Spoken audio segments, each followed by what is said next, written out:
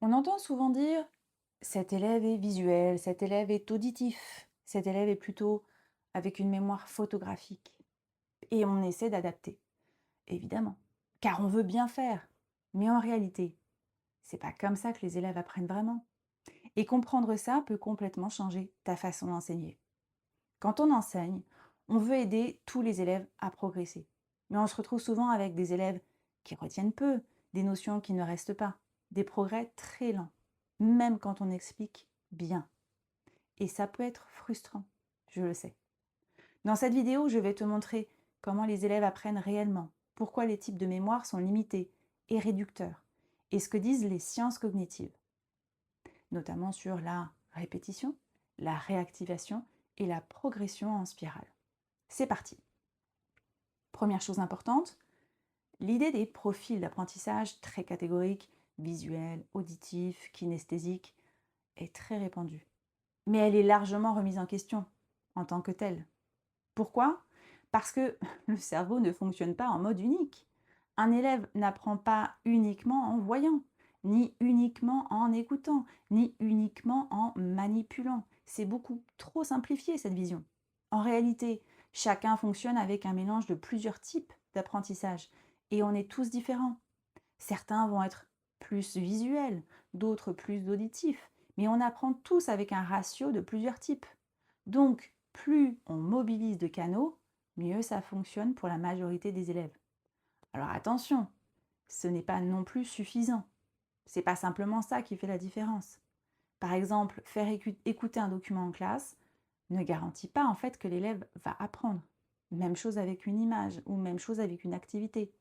Ce qui compte vraiment, ce n'est pas le canal en soi. Non, c'est ce que l'élève fait avec l'information. Et ça change tout. Alors vous allez me demander, mais du coup, qu'est-ce qui fait réellement apprendre alors? Eh bien, ce n'est pas écouter, regarder ou suivre. Et non, c'est traiter l'information. Concrètement, un élève apprend quand il réfléchit, manipule, quand il reformule, qu'il réutilise. Si un élève lit un texte, il comprend peut-être l'information, super. Mais s'il doit reformuler, répondre, utiliser, là il apprend à utiliser le lexique proposé par le texte. Il apprend à utiliser les outils dont ils auront besoin pour la tâche finale. Donc, ce n'est pas la qualité du support qui importe vraiment. Non, c'est le niveau d'engagement cognitif de l'élève. En gros, il ne faut pas qu'il soit passif. Là, il n'apprendra absolument rien. 2 heures plus tard, il ne se souviendra même pas de quoi vous avez parlé en cours si tu fais ça. Troisième point essentiel, pour t'assurer que les élèves apprennent réellement, c'est la réactivation. Un élève n'apprend pas en une seule fois, on le sait bien, non. Il oublie, et c'est normal. Le problème, c'est qu'on voit une notion en classe et qu'on passe à autre chose rapidement, sans la réutiliser ultérieurement. Résultat, les élèves oublient. Et on doit tout recommencer encore et encore et encore. Et ça donne l'impression qu'ils ne progressent pas. Ce qui fonctionne vraiment, c'est revoir, réutiliser et recontextualiser. Et tout ça plusieurs fois, dans des situations différentes. C'est ça qui crée l'apprentissage, qui fait que les élèves retiennent. Quatrième et dernier point, la fameuse progression en spirale. Au lieu de voir un point et basta, c'est terminé, on y revient régulièrement et en complexifiant si possible. Par exemple, tu leur fais voir ou revoir un temps grammatical, tu fais ça une première fois, tu ne vas pas t'arrêter là, surtout pas. Non, tu vas ensuite leur faire réutiliser.